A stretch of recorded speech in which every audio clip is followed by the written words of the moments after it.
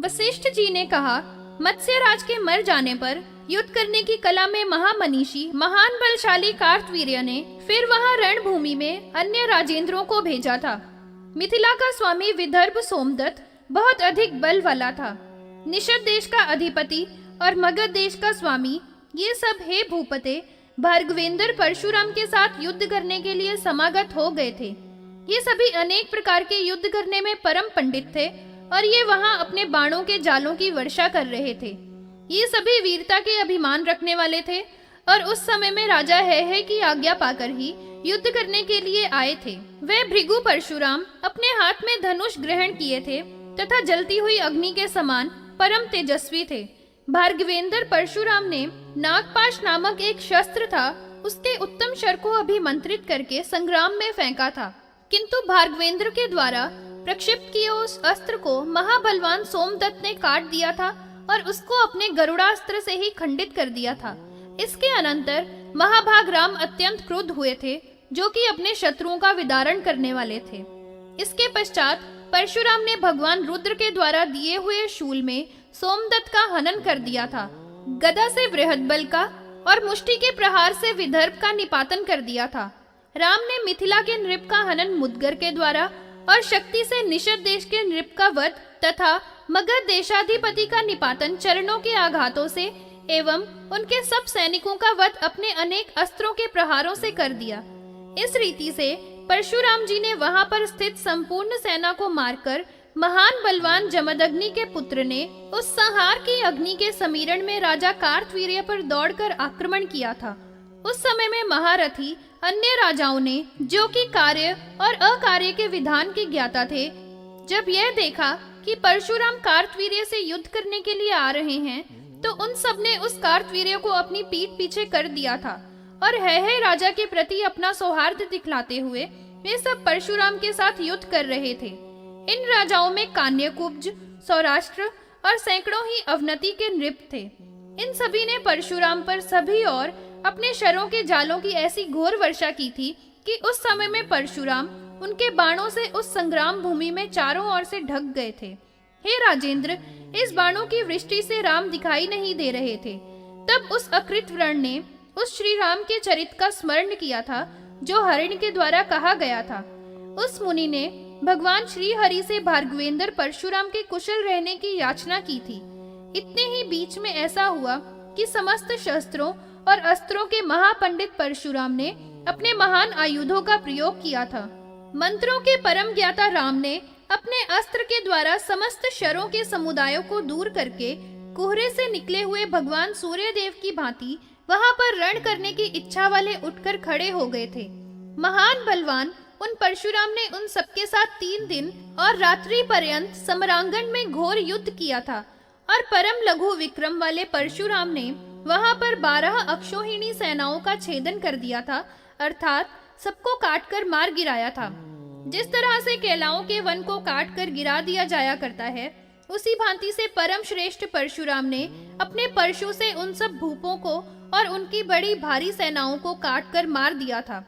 जब सूर्यवंश में समुत्पन्न महान वीर्य वाले सुचंद्र नामक नृप ने यह देखा कि उस महात्मा राम ने सब सेना को मार गिराया है, तो वह वहां पर युद्ध करने के लिए स्वयं सामने आ गया था। उसके साथ लाखों अन्य राजा थे और 7 अक्षौहिणी सेना भी थी। उनमें बहुत से ऐसे महान वीर थे जो घनघोर मेघों के ही समान गर्जन कर रहे थे। हे राजन, वे अपनी गर्जना तर्जना से संपूर्ण भूमि के प्राणियों को कंपा रहे थे और उन्होंने वहां आकर परशुराम के साथ घोर युद्ध किया था। हे भूपते, उन्होंने अनेक शस्त्रों और अस्त्रों का वहां पर प्रयोग किया था। तब एक ही क्षण में महान प्रताप वाले परशुराम ने कालांतक यमराज के सदृश अपने परम दिव्य परशु का ग्रहण करके उन सबका विनाश कर दिया था। उस संपूर्ण सेना को काटते हुए भृगुनंदन ने छिन्न भिन्न करके मार गिराया था। जिस तरह से कोई खेतीहर किसान अपने खेत में पकी हुई फसल को तथा घास फूस को काट दिया करता है, कृषक अपनी दरान से जैसे काट देता है, वैसे ही परशुराम जी ने उस सेना को काट दिया था। जब लाखों राजाओं की सेना को राम के परशु के द्वारा विदीर्ण हुई देखा गया था, तो हे नृप, राजा सुचेंद्र ने समर में परशुराम के साथ स्वयं ही समागत होकर युद्ध किया था। वे दोनों ही बहुत अधिक क्षुब्ध हो रहे थे और दोनों अनेक शस्त्र अस्त्रों के प्रयोग करने में बहुत ही कुशल पंडित थे। वे दोनों मुनींद्र और राजा महान वीर थे और युद्ध कर रहे थे। परशुराम ने जिन जिन शस्त्रों तथा अस्त्रों का भी उस पर प्रक्षेप किया था, युद्ध में परम प्रवीण पंडित उस सुचंद्र नृप ने उन सभी शस्त्र अस्त्रों को काट दिया था। इसके अनंतर परशुराम को उस रण में बहुत अधिक क्रोध आ गया था और परशुराम को ऐसा ज्ञान हुआ था कि यह सुचंद्र नृप ऐसा कुशल है कि जिसका भी इस पर प्रयोग किया जाता है उसी का प्रतिकार करना यह अच्छी तरह से जानता है। तो उस समय में जल का उपस्पर्शन किया था और फिर विशिख नारायण अस्त्र का संधान किया था, जो कि किसी भी प्रकार से निवारित नहीं हो सकता था। वह नारायणास्त्र सैकड़ों सूर्यों की आभा वाला था, जिसका की प्रक्षेप बुद्धिमान परशुराम ने सुचंद्र पर किया था। उस समय में इस नारायणास्त्र को देखकर सुचंद्र नृप तुरंत ही अपने रथ से नीचे उतर गया था और उसने उस अस्त्र को प्रणाम किया था। और वह अस्त्र भी समस्त अस्त्रों में परम पूज्य था, क्योंकि साक्षात भगवान नारायण ने ही उसका निर्माण किया था। जब उस सुचंद्र को इस भांति से प्रणाम करते हुए देखा तो वह अस्त्र उसको छोड़कर भगवान नारायण के ही समीप में चला गया था। अपने शत्रुओं के विनाश करने वाले परशुराम को उस समय में समर स्थल में बहुत ही अधिक विस्मय हो गया था, जबकि उन्होंने यह देखा कि उनके द्वारा प्रयोग किया हुआ वह महान अस्त्र भी व्यर्थ हो गया था और कुछ भी शत्रु का न करके उसी रूप में स्वस्थ वह बना रहा था। फिर राम ने अनेक शक्ति, मूसल, तोमर, पट्टिश, गदा और परशु आदि का उस सुचंद्र पर प्रक्षेप बड़े ही क्रोध पूर्वक किया था, किंतु इन सब का उस पर कुछ भी प्रभाव नहीं हुआ था और उसने उन सबको यूं ही लीला से ही ग्रहण कर लिया था। जिस समय में परशुराम ने उस सुचंद्र पर शिवशूल का प्रक्षेप किया था तो वह शिवशूल भी आकर उस राजा के गले में पुष्पों की माला होकर गिर गया था। उस समय परशुराम ने यह देखा कि उसके आगे समस्त जगत की जननी भद्रकाली संस्थित हो रही है। वह भद्रकाली देवी नरमुंडों की माला कंठ में पहने हुई थी तथा उसका मुख बहुत ही भीषण था और सबको भय देने वाली थी।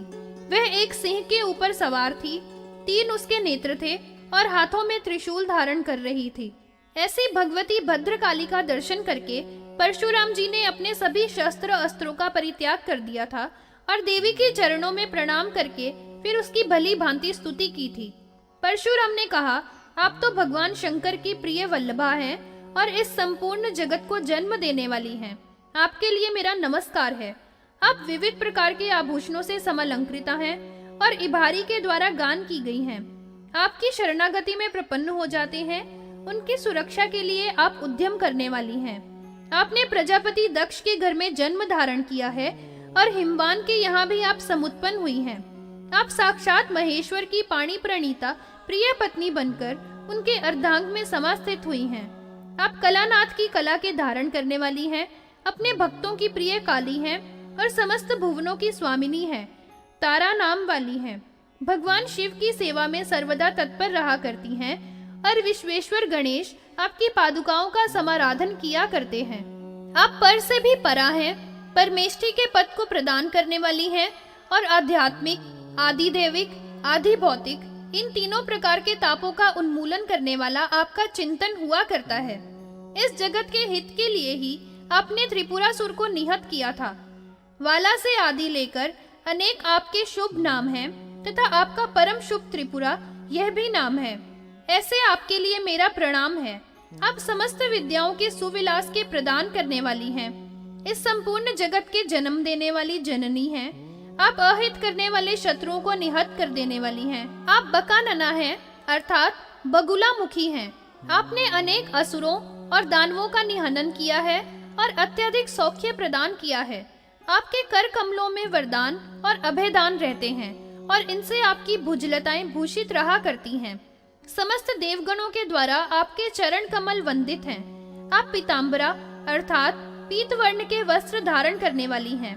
आप पवन के ही समान अपने भक्तों की पीड़ा दूर करने के लिए शीघ्र गमन करने वाली हैं। आपका संस्तवन भगवान शंकर भी किया करते हैं तथा आप सबको शुभ प्रदान करने वाली हैं। ऐसी आपकी चरण सेवा में मेरा अनेक बार प्रणिपात है। आप नागारी के द्वारा गान की गई हैं, नवखंडों वाले विश्व का पालन एवं रक्षण करने वाली हैं तथा नीलाचल की आभा वाले अंगों की प्रभा से शोभित हैं। आप लघुग्रमा, ललिता नाम धारिणी, लेखाधिपा और लवणाकारा हैं। आपके नेत्र परमाधिक चंचल हैं। आप लय से वर्जित हैं और आपके चरणों में लाक्षारस लगा हुआ है, जिससे आपके चरण कमल समलंकृत हैं। आपका शुभ नाम रमा है। आप सुरती से प्यार करने वाली हैं। आप सभी रोगों का अपहरण करने वाली हैं और आपने ही सबकी रचना की है। ऐसा आपके लिए मेरा प्रणाम निवेदित है। आप राज्य के प्रदान करने वाली हैं। आप रमण करने के लिए परम समुत्सुक रहा करती हैं। आपकी रत्नों के सदृश प्रभा है और आप रुचिर वस्त्रों के परिधान करने वाली हैं। ऐसी आपके लिए बारंबार मेरा नमस्कार है।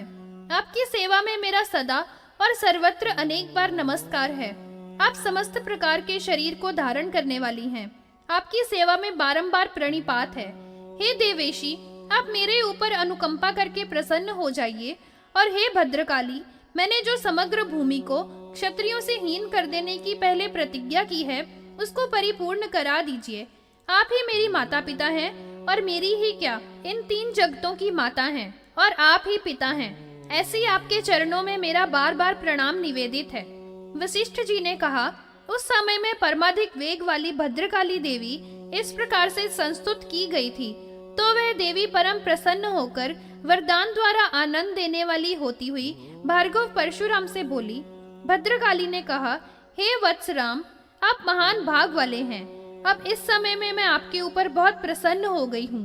आप मुझसे वरदान प्राप्त कर लो, जो भी कुछ तुमने अपने हृदय में विचार करके मेरी प्रार्थना की है। परशुराम ने कहा, हे भक्त वत्सले, यदि आप, हे माता, मुझे कोई वरदान ही देना चाहती हो, तो मैं यही वरदान चाहता हूँ कि यह राजा सुचंद्र से इस युद्ध में मेरा जय हो जावे, तभी मैं आपकी अनुकंपा का पात्र होऊंगा। हे देवी, यही मेरा निवेदन आपकी सेवा में मैंने किया है, सो आप परम प्रसन्न चित्त से ही कर दीजिए।